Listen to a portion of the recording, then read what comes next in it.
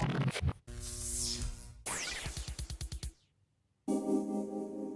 Friends, welcome to my channel together with Abhi. Last video में हमने discuss किया था कॉन्सेप्ट्स रिलेटेड टू EC2।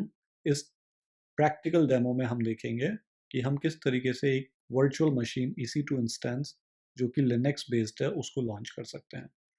सो उसके लिए हमें सबसे पहले सर्विसेज में EC2 के अंदर जाना होगा। यहाँ पे आप देखिए अभी मेरे कोई भी रनिंग इंस्टेंसेस नहीं है, there are no running instances. This is EC2 dashboard जिसमें आपको सारी इंफॉर्मेशन मिल जाएगी। इसके कई कंसेप्ट्स को हम बाद में पढ़ेंगे। अभी के लिए हम directly EC2 machine EC2 instance को बस लॉन्च करेंगे। So we go to launch instance, यहाँ पे लॉन्च इंस्टेंस करेंगे। सबसे पहले जो मैंने बताया था AMI जो कि सॉफ्टवेयर पार्ट होता है उसको चूज करना है। यहाँ हम फिल्टर लगा सकते हैं फ्री टियर ओनली के लिए। And these are the options कि जहाँ पे आपको अगर AWS मार्केट प्लेस का ही देखना है, कम्युनिटी AMIs देखने हैं, मेरे खुद के कोई मैंने AMI क्रिएट किए हैं तो वो अगर आप देखना चाहते हैं तो कहाँ से देख सकते हैं। But we'll just go for currently free tier version Amazon Linux to AMI. We'll just select that.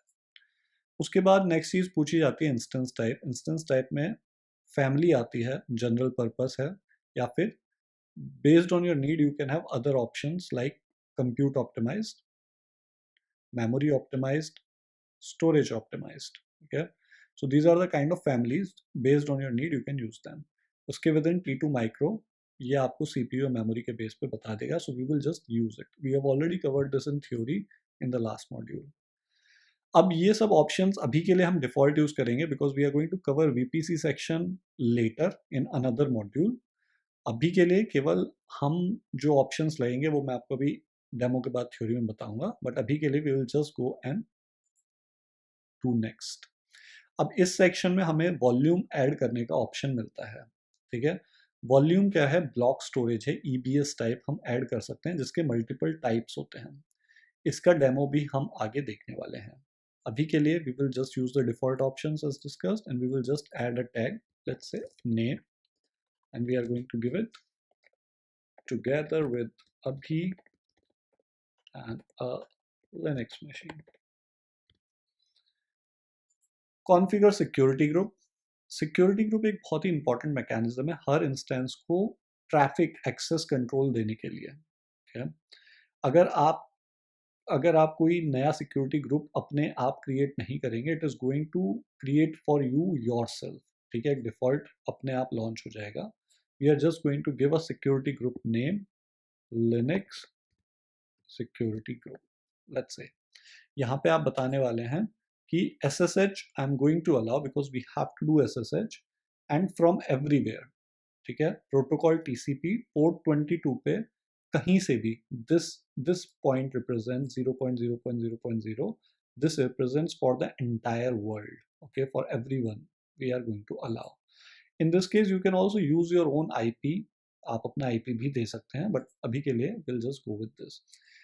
It gives you a warning because this is not a very recommended setting. आप पूरी दुनिया को पब्लिक अलाउ एक्सेस नहीं करना चाहते, but will still go with this. हम कल इसको कॉन्फ़िगर करेंगे in the next video, but your Linux security group Linux SG is open to the world. It gives you the warning, but we'll still go ahead because we just want to see how it works.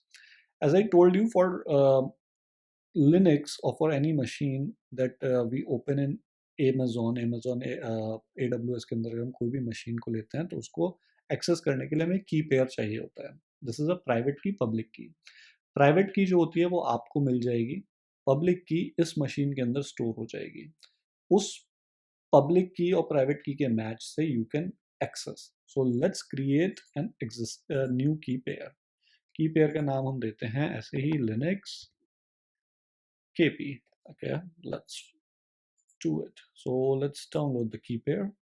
इसको संभाल के रखना बहुत ज़रूरी है। अगर आपने इसको खो दिया तो आप कभी इस फाइल को एक्सेस नहीं कर पाएंगे। ओके, इस मशीन को एक्सेस नहीं कर पाएंगे। So just let's launch instance. So your instances are now launching. अगर आप देखें सब कुछ हो चुका है। So if in case we go back to EC2 dashboard, we will see कि हमारा मशीन यहाँ पे running instances में आ जाना चाहिए। It is in the pending state and in a while it will be successful. It will be in a working condition. Important to note, public DNS जो हमारे को यूज करना है, public IP. So we are going to copy this because we are going to use it for SSH. ठीक है, इसको use करते हुए हम SSH करेंगे. किस अवेलेबिलिटी जोन में है? अभी इसने अपने आप कुछ अवेलेबिलिटी जोन चूज कर लिया है, but we have the option of configuring it as well. Okay, बाकी सब नॉर्मल है. VPC के बारे में आगे पढ़ने वाले हैं. प्लेटफॉर्म डिटेल्स इसने सब बता दी. Now you see it is in a running state. So let's just use this file.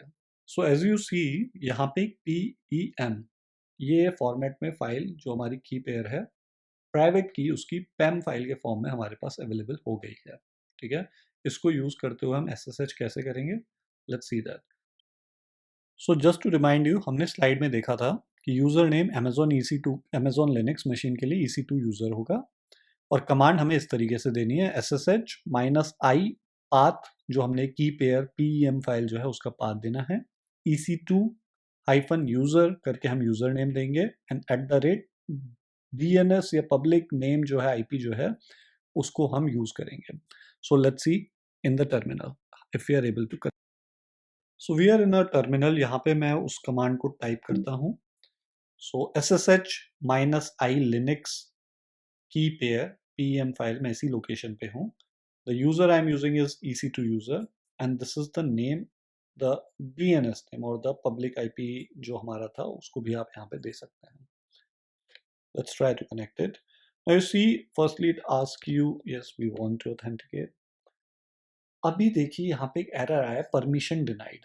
Okay, why is this an error? Because it is required that your private key files are not accessible by others.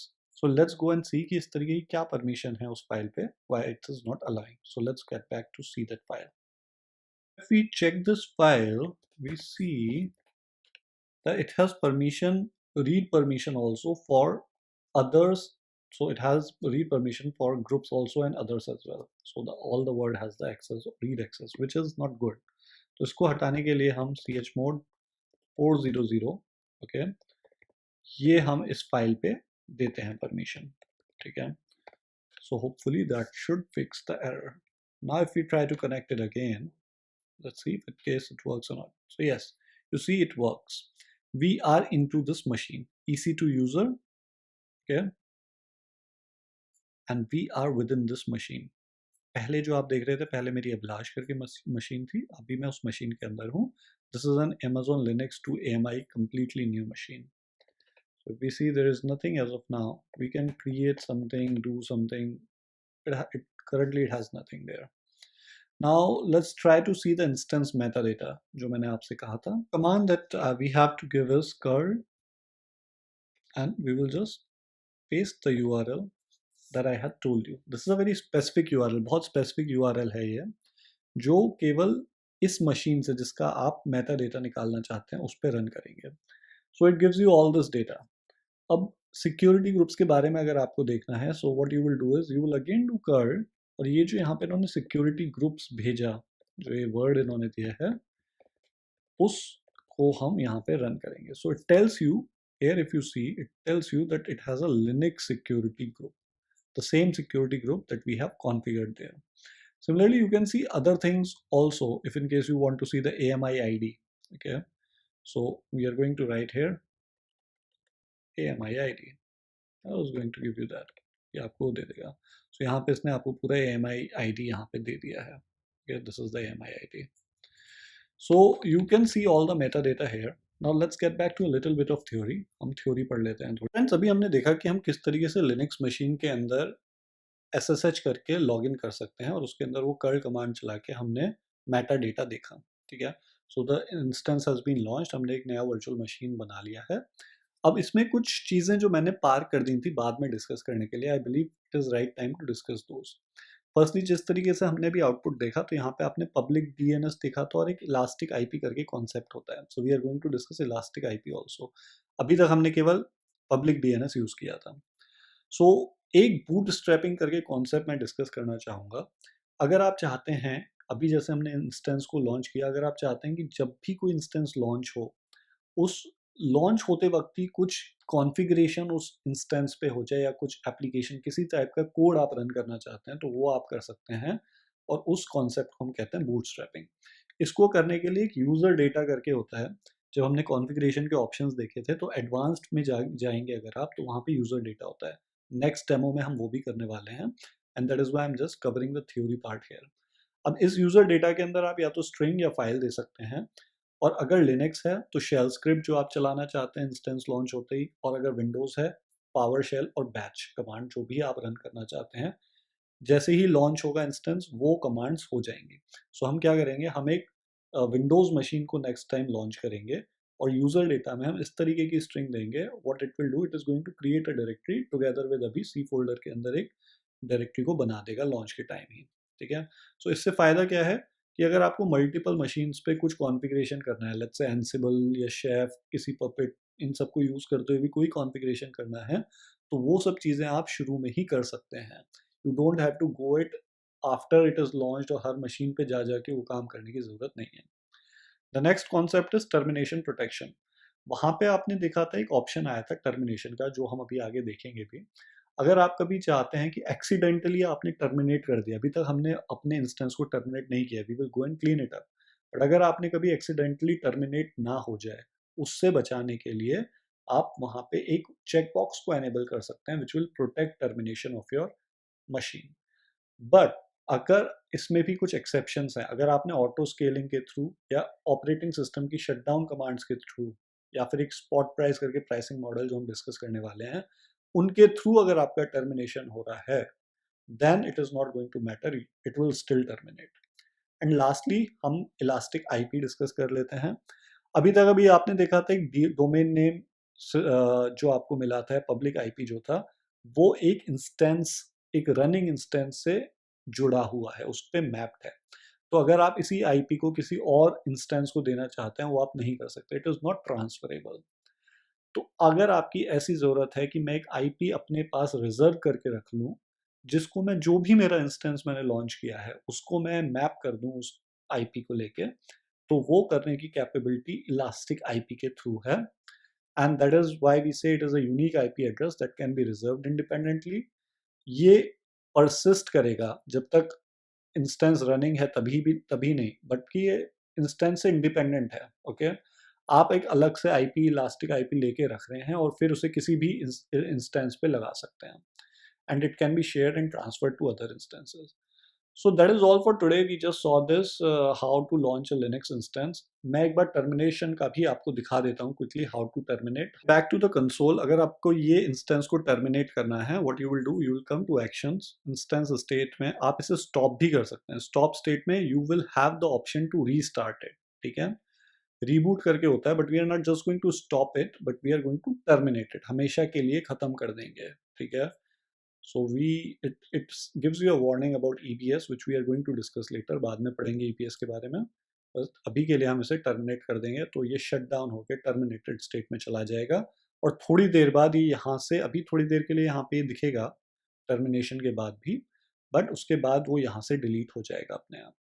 Okay, that's all for today. I hope you like this video. In the next video we are going to discuss about Windows machine, किस तरीके से RDP कर सकते हैं Windows machine के लिए। We will launch a Windows machine using EC2. Thanks for your time. Please do subscribe to my channel. Thanks a lot.